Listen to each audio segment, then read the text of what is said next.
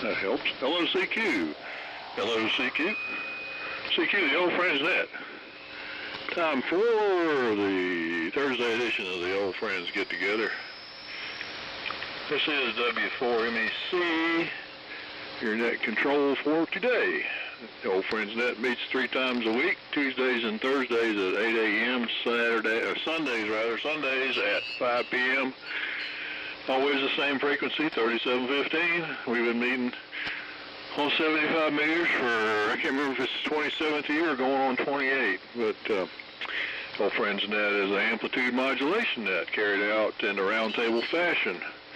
And while we're focused on vintage gear, anybody's welcome to join as long as they can generate an AM signal. I will take check-ins a couple of times throughout the net. And for stragglers, and let's see, what else we got to say here. It's a great place to swap gear, sell gear, or look for some information or a part or two. So for those wishing to participate, please give W4MEC a call. Come now. N4LQ. KZ4 Bravo. KN4R. WB4NKL.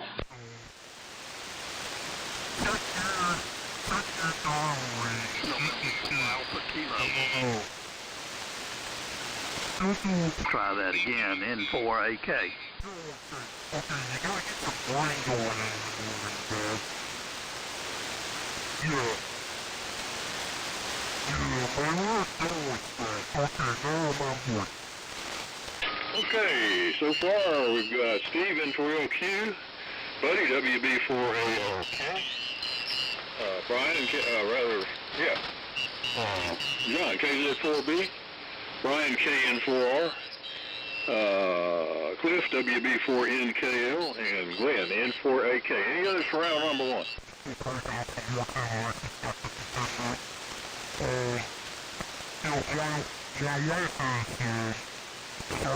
Okay. One more time, and the order is LQ, ARK, 4B, 4R, NKL, and AK. Well, good morning, fellas. It's a nice 55-degree morning here, kind of clear outside. And so far, not a whole lot going on. It's too early to tell. I did get the front yard cut yesterday. Didn't get the back, but I also worked on my overgrown and English ivy-laden side yard that, every couple of times I hack that thing down with a lawnmower, so that took an hour itself. So anyway, we got the front done and all the edges trimmed up that I couldn't get with my son's big mower a week or so back. So let's see what else. So let's get started with Steve N4LQ, W4MEC.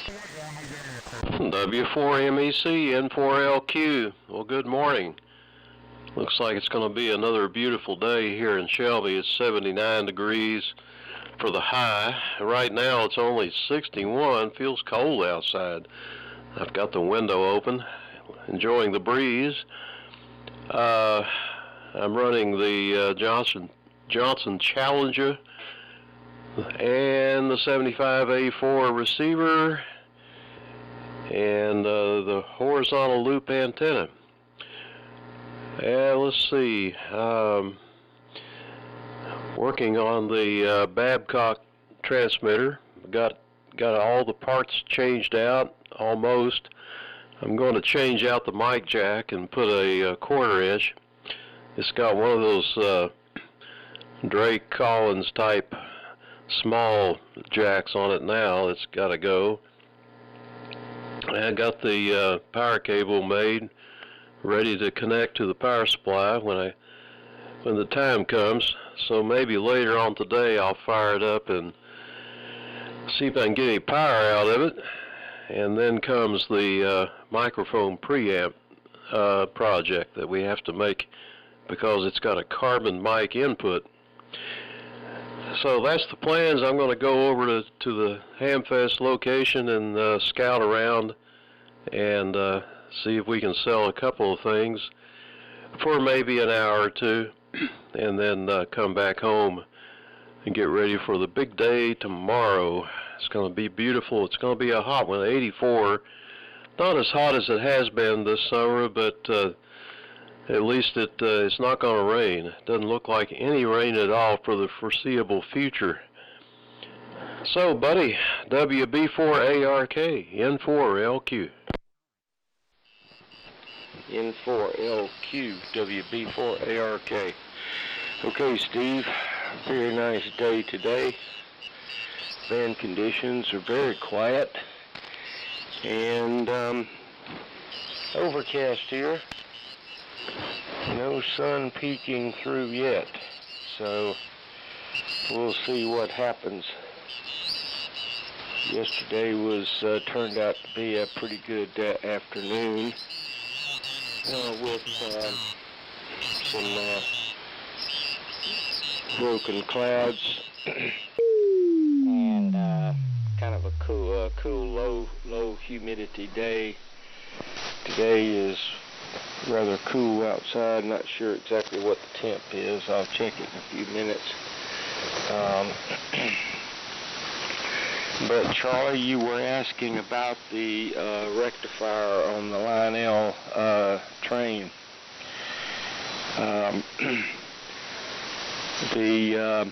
If you take the disc itself, one side is silver with a copper ring around the outside edge, and the other side is totally copper looking.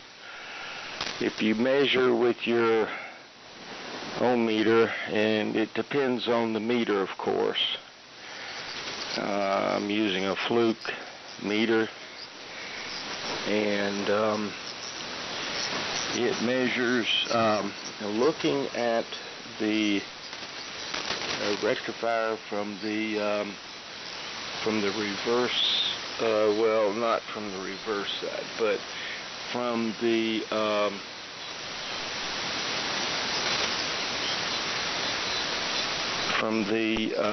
copper side. You make the copper side negative and the silver side positive. You've got about 0.18 ohms, 0.18K, excuse me. And if you make and that's on the 20K range of a 8810 meter. Now if you make if you go to the 2K range and you do the same thing, you're going to get 0.09 ohms. 0.09 ohms. And if you reverse your leads and make the copper side positive on the 20K range, you will get, and then silver side negative, you'll get 1.9K on a good rectifier. So that's what I have on my rectifier that's good. I hope that helps. So over to KZ4B, WB4ARK. Okay, WB4ARK in the group. This is KZ4B, fine business, buddy. Conditions seem to be quite good today. That's a change for the better. Low band noise, since the sun is not up generating crap from my next door neighbor's solar. And anyway, buddy, it sounds like you're describing a selenium rectifier, and I would think that that's something you'd want to replace with a silicon rectifier, but then that might overvoltage the motor. You might elaborate on that, because I know absolutely nothing about Lionel trains. And it may not even be a selenium rectifier, but that's what it sounds like. Got the grass cut day before yesterday. We were supposed to get a stove, new stove yesterday after 40 years. I will elaborate on the next round. So, Brian, take it away. KN4R in the group, KZ4B, over. Okay, Joel, very good. KZ4B in the group. KN4R, Brian, Cheryl's Ford, where it's a beautiful, beautiful Hamfest day. I'm on the GRC9 here and the little amplifier. Let's see, heading over to the Hamfest around, be there about 11 or so for a few hours. Looking forward to meeting Bill N4LG, one of our old friends from Kentucky. And also a fellow that's coming to the Hamfest I've never met before is Eugene, W2 Hotel X-Ray. He lives somewhere near Raleigh now, and supposedly he's a big radio collector, early stuff, so it's going to be interesting. And I've got one fella coming in, Wilson, W4BOH. He's going to stay with me Friday night, and then head back to the Hamfest on Saturday. So, anyways, exciting Hamfest time. Look forward to seeing everybody. And so over to you, Cliff, WV4NKL in the group, KN4R. KN4R, it's WB4NKL. Good copy on everybody. Got 52 degrees here and kind of chilly. Looking forward to Shelby. I guess I'll be heading out in the morning pretty early. Try to get over there by 8 or so. I'd like to meet Bill. I've never met him. I've swapped a few messages with him from time to time, and he's I think a Globe King collector. I'm on the vintage Globe King 500 this morning, so be good to talk to him. He's got a forum on the internet with the Globe King users, so it'll be interesting to meet him. Brian, if you can point him out to me, if I don't run into him, it'd be good. So I guess that was a copper oxide rectifier. I've messed with them, but I've never seen one actually go bad. There's some of those rectifiers that were, they called them self-healing. You could short them and they would go out and come back on their own. I don't know if that was a copper oxide or not. Go ahead, Glenn, N4AK, WB4NKL. Okay, Cliff. WB4NKL. This is November 4 Alpha Kilo. And it is kind of cool. 62 degrees over here at sunset, with the high shown to be only 78. What a pleasant day. Steve, I had a Challenger one time, and very nice little rig, and the modulation was described as unusual. I believe that was a rig that described a different kind of modulation rather than just control carrier. But I traded it off. Ran a pretty good bit of power barefoot, tell you the truth. I know the Hamfest is going to be great. A lot of boat anchors look like already planned to be swamped, so that ought to be exciting. And buddy, interesting on the Lionel train. Seemed like I had a transformer one time, and you were lucky enough to have some literature on how to fix those things, or the output. So anyway, back up to you, Charlie, W4MEC, N4AK. Very good, Glenn, N4AK, and the old friends crew. group. It's W4MEC. Any other check-ins like to join us? Come now.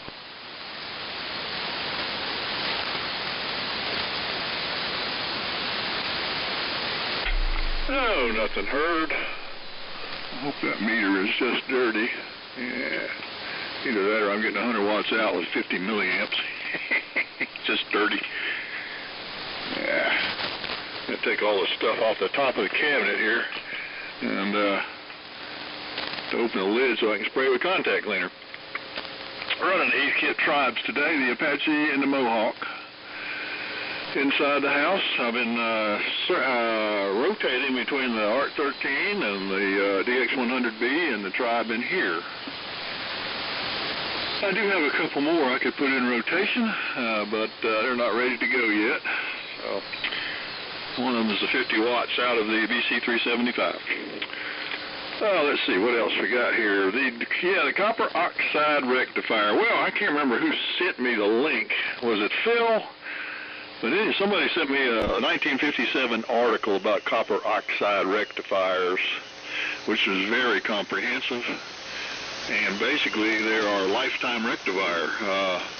When they wrote that article, they said there's been rectifiers used a lot in railroad, the copper oxide in railroad equipment, elevator equipment, fire alarm, things like that. There's something that needed a really high reliable rectifier, and some of that in 1957 had been in service for over 20 years, so they decided it was a lifetime rectifier. A little history on what's going on in the trains thing is, of course, Lionel trains operate on AC, 6 volts to around 16 or so, 14 or 16. And believe it or not, when you put the thing to stop on the control transformer, or 0 or off, it's actually about 4 to 6 volts on the track all the time. And that's to keep a relay in the locomotive held in place so that when you open the throttle up again, it doesn't change direction. So, but the DC is when you push the whistle button, and it puts about 2 volts DC on the track, because in the whistle circuit of whatever the locomotive is, be it a diesel or a steam engine. This is old school now. This is not modern. Old school.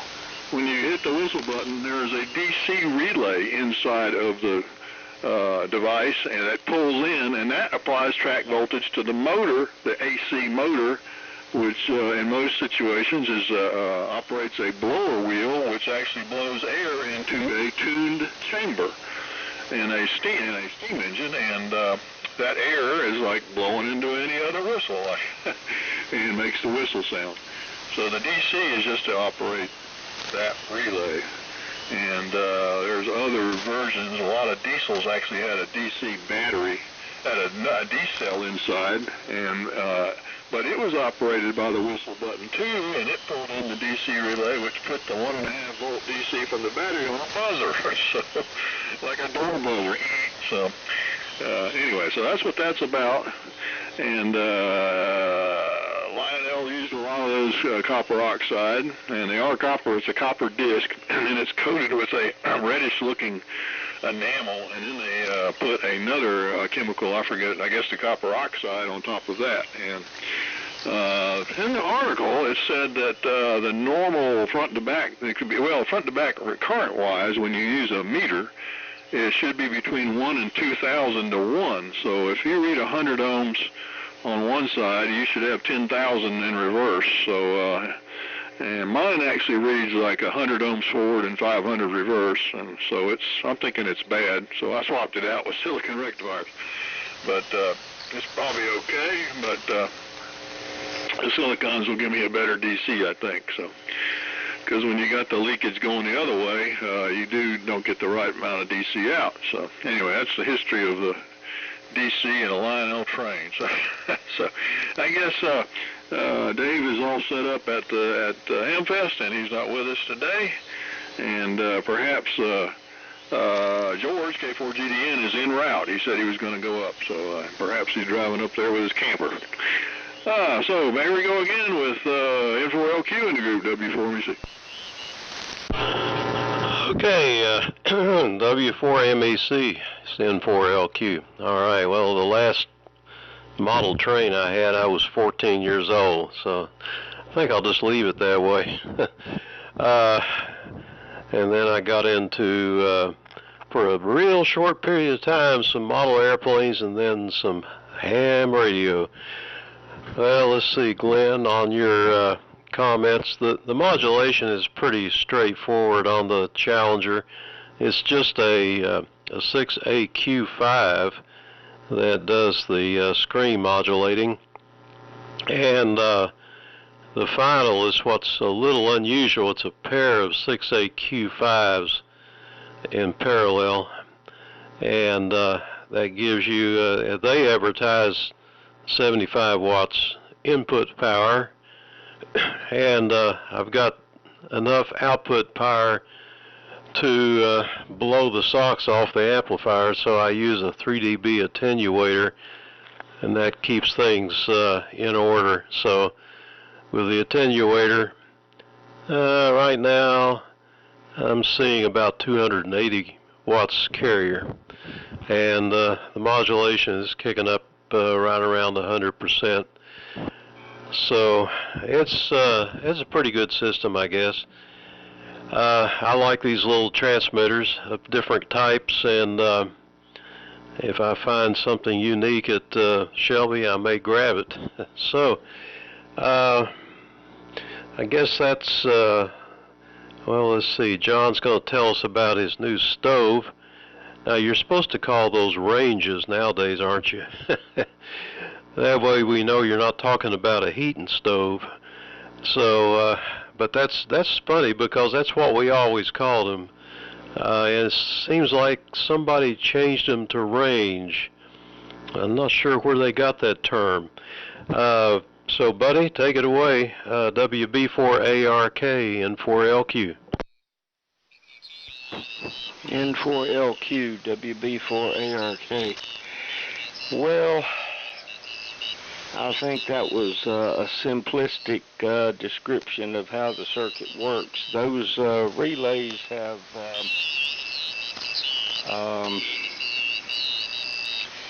shading coils built onto the pole piece, which when you have well, that causes the current to be rectified at the pole piece, and so the relay then picks up your AC relays that are built today have shading coils on them, and the DC relays do not. There's a bit more to that circuit, so we'll let that go. Anyhow, I guess that's about it for right now. I'm looking forward to maybe going to Shelby. I'm not sure I'm going yet, but we'll see. So over to KZ4B, WB4ARK. Okay, WB4ARK in the group, KZ4B, fine business, buddy. On the, talking about the rectifier, my grandfather used to have an AC powered shaver, and they said that it was, the patent was owned by what was his name, the crooner, his name escapes me, but he was probably the most famous crooner that ever lived, of World War II vintage and after. But anyway, rectifying the AC, and it had a selenium rectifier in it and nothing else, and was supposed to improve the efficiency of the shaver. and that was pulsating DC, I guess you would say, because it looked like a half, just one rectifier, so it was a halfway rectifier. And so it had more oomph. And maybe there was also that impact on the Lionel train motor as well as operating accessories. Shifting gears, we bought a new refrigerator, or tried to, at Lowe's a couple of years back, and it was supposed to come off the floor at this local store here in Mooresville. And so they came and got the refrigerator and didn't deliver anything. And then they said it was going to be 3 months. So needless to say, we quit doing business with Lowe's. And so she ordered the range, I guess you'd call it. It's an electric stove from Best Buy. And they don't sell off the floor either. They have the display, but it comes from God knows where. And they said, oh yeah, we got it in stock, no problem. So yesterday, when they were supposed to bring the new stove, or range, and haul away the old one, because we paid for the haul away fee, and they said it would all happen in one truck. They managed to haul away our stove, but did not bring us a new range. So right now we have nothing. And she called up, and they said, well, it won't be available till next week. And so we're without our range for a whole week. Well, that really set you wouldn't want to be around. It's like a nuclear explosion. And she ended up talking with somebody in Panama for customer service. And I tell you, the New World Order sucks. But anyway, so they say it's coming next week. And right now we are rangeless. So are we going to quit doing business with Best Buy? Wouldn't doubt it. My wife is like an elephant. She doesn't forget. So that was an adventure. So we're planning on going to Shifting Gears. We're planning on going to the Hamfest early tomorrow morning. We will meet Mike Cumbo, ND4S, and who is coming all the way back from visiting his sister in Arkansas. If the if the trains run on time, if the airlines run on time, because he flew out there. Long way, too far to hike. So hopefully that works anyway. So I have rambled on too long as usual. Brian, you're coming in good so far. So over to you, KN4R in the group, KZ4B, over. Okay, John, very good. KZ4B in the group, KN4R returning. All right, very good. Everybody's sounding good this morning. And look forward to seeing everybody tomorrow and maybe Saturday, who knows. But hoping for a really nice Hamfest today. And Steve, I hope to see you over there a little later. So I'm going to go ahead and say 73s and pack up and get started for the day. So everybody have a good one. Talk to you later. WB4NKL in the group. KN4R, 73s. KN4R, WB4NKL, 73s, Brian, and look for you there tomorrow. John, that's something on your range there. That picked the old one up and didn't leave you anything to cook on. That's pretty bad. Around here, we don't have any appliance.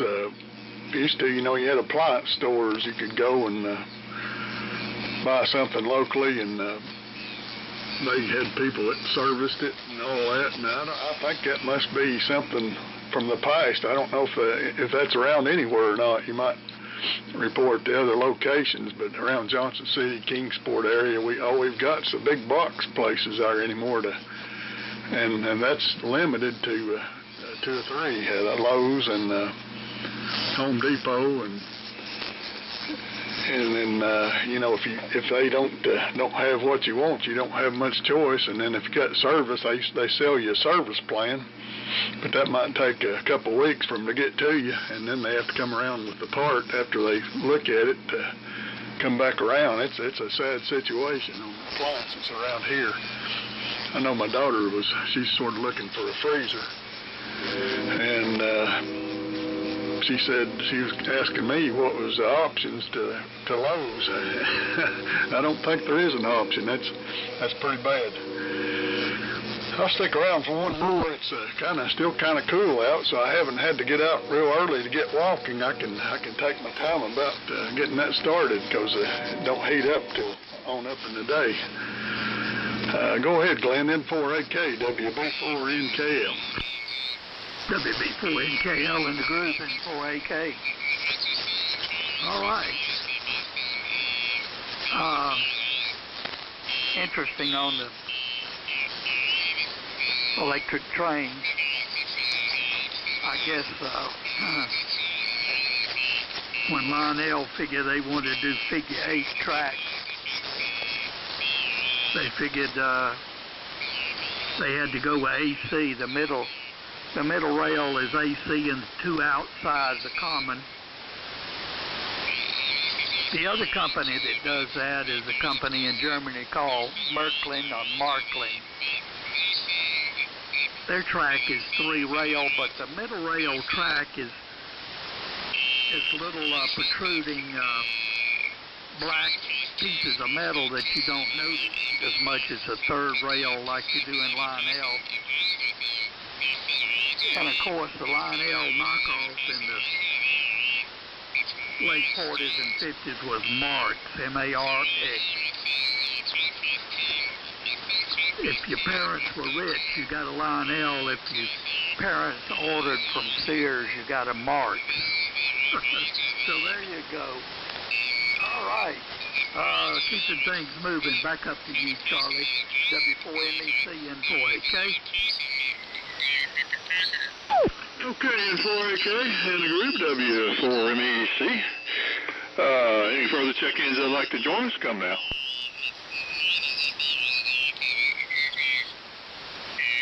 Okay, I wonder where we're having to Jimmy today. W4MEC and the old friends. Maybe he's riding his golf cart at Shelby already. All right, Brian checked out on us, I think, and must be close to the tracks there, Cliff, and train whistle came in loud and clear. So anyway, yeah, you're right there about the Marx trains. They were a little odd there the way they did things. A lot of times they had a picture of the trucks. When you looked at the train from the side, it looked like a regular car, but they actually just had 2 wheels, one on each end, and didn't really have a swivel truck. So, and of course you had American Flyer. That was a good one. That was 2 rail, and Lionel was the 3. Yeah, it made life a lot easier to have the 3 rails for things like a figure 8 or kind of reversing itself, The DC trains with 2 tracks. It's electrical interest. It's an interesting electrical property to turn a train back on itself and go back the other way. And you have to have a toggle switch that basically changes the polarity while the train is in the part that's making it turn around and go the other way. You have to have a polarity switch that turns the main line and totally changes the polarity of the track. Because if you don't, as soon as it also has to be isolated, because if you don't, as soon as it hits the gap, it's going to go short out or it's going to immediately go backwards. So the 2 rail is a little more complicated, and for kids, the 3 rail is a lot easier. So anyway, big history with that company going back a lot of years, but the modern Lionel trains is nothing like the old. Even though they're still using 3 rail tracks and AC, now the circuit boards in the locomotives take the AC and convert it to DC, and there's also data words sent down the track to tell the electronics what to do. Some of the modern controls don't really control. They tell the control boards in the locomotives how fast to go, what direction to go, things like that. Before it was just a simple motor, a simple, well, it was a relay that had a drum, a device that had a drum on it with some contacts, and every time you hit the direction button, it would rotate the drum to go from forward, reverse, forward, neutral, reverse, neutral, forward. And now that's all done electronically with data words, so, and interesting. Or what the other amazing thing is, they will also operate in conventional mode, which is like the old Lionel. So, but I read a lot of stories. I follow one forum about the failures of this stuff, and it's quite amazing. And it's almost like ham radio and modern radio equipment, and you read about all these people that are having trouble getting their ham rigs to do some data mode or to be operated by a computer or all this stuff.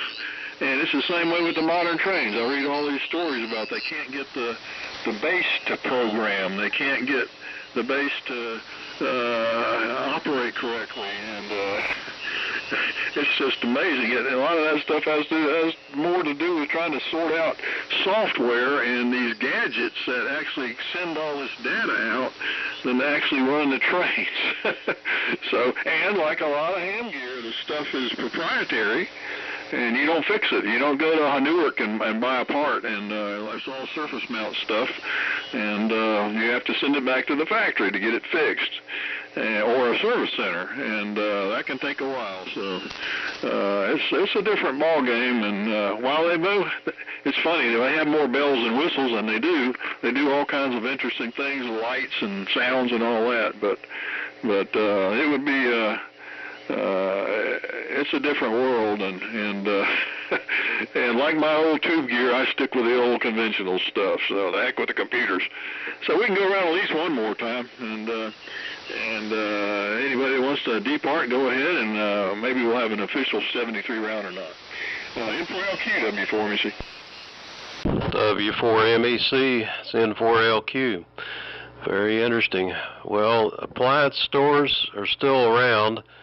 And we've got one here in Shelby called Hendrix, and they sell, it appears, I'm just looking at their website, Hendrix Appliances, and they sell mostly commercial, and they do have some consumer products. They sell Speed Queen washing machines, which really interests me because those are kind of hard to find, and they have a great reputation. And I'm looking at they got a little video here. It's actually got an agitator in it. We've got a Maytag, and all it does is tangle the clothes up and ties them in knots, and makes a lot of noise too. And this Speed Queen is supposed to be really, really quiet. So it got me thinking, I may like to have one of these, because that washer's about 8 feet away from me, and when it's running, it's hard to operate without headphones.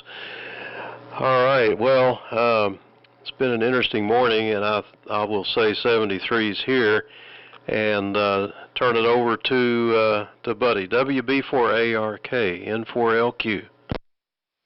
N4LQ, WB4ARK. Okay, Steve. Yes, it has been an interesting morning, and so the problem I was having with my ART-13 has not come back again, where the mic cable was getting warm, and the lamp, the power on lamp was getting dim, and it wouldn't key. So I have no idea what was going on there. Something was shorting out, and I don't know what it was. But whatever it is has corrected itself, and so I don't know where to go to hunt the problem right now. So we're just going to leave it alone until it happens again. So with that, we'll say 73, and hopefully we'll see you, John, and I don't think we'll see anybody from on Saturday, because if I'm there, I'll probably just be there Friday. So with that, over to John, KZ4B, WB4ARK. Okay, WB4ARK and the group KZ4B, fine business, buddy. Do look forward to seeing you Friday. We're going to try to be there both days, and I'm really amazed that we're going to have decent weather. Shelby's famous for lousy weather, so the change could do us good. And I was planning on skipping Sunday anyway, and of course they eliminated it, which makes perfectly good sense since nobody showed up last year. So they tell me, since I wasn't there either. Can't throw stones. Well, it looks like most of the rats are getting off the ship. Many headed for Shelby. I'm not going to try to go in that direction until tomorrow early in the morning. Looking forward to it and looking forward to the good weather. I don't know where we're going to set up because we did not participate in the land rush, and so I guess it's going to be potluck. And their system is so screwy, but I won't dwell on that. Everybody knows my opinion, and but it should be a great ham fest with the good weather. So thanks for calling the net, Charlie. Steve, looking forward to seeing you there, and everybody else for that matter. And really looking forward to it. So, without further ado, let's see, Brian's gone, so it goes to Cliff, WB4NKL, if Cliff's even there. NKL, this is KZ4B, over, if you're there. Okay, John. It's WB4NKL. I'm here, but I'm a-leaving too. Like I say, I'll probably try to get up as early as possible tomorrow and hit the road, and hopefully see most of you there at the Hamfest. That train got on through here, Charlie. It's about a quarter of a mile to the tracks from here, but I'm up on a hill overlooking the tracks, so sound comes up. So it comes up pretty good in this metal building. It don't deaden the sound too much. You can really tell it when it's raining, hard rain. It really thumps on the roof here. 73s, and thanks for calling it. We'll see most of you at the Hamfest. N4AK, WB4NKL. Okay, WB4NKL and the group, N4AK. I've enjoyed it this morning. I'm looking out, and it's an unusually wet season here for us, and many of you too also.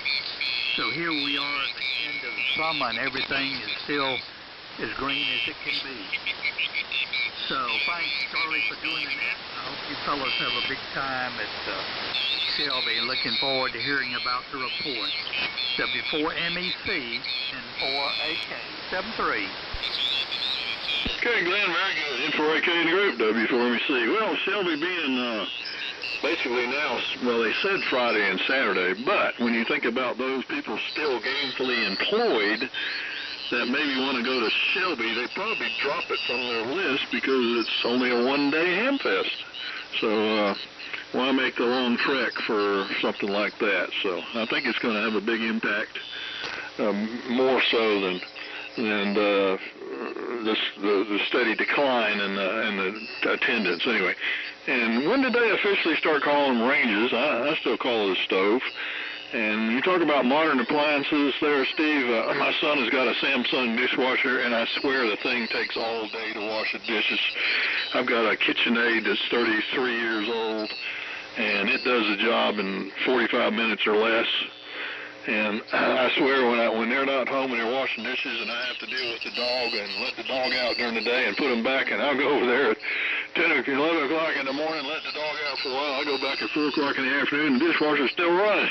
So I don't know what it's supposed to be high efficiency, low water use, but I would think mine running for 45 minutes is a lot more high efficiency than that thing. So anyway, we'll see you fellas on Sunday afternoon on the radio and maybe Saturday at the Amfest. All be careful, have fun. W4MEC, shutting down the old Friends Net. Bye-bye.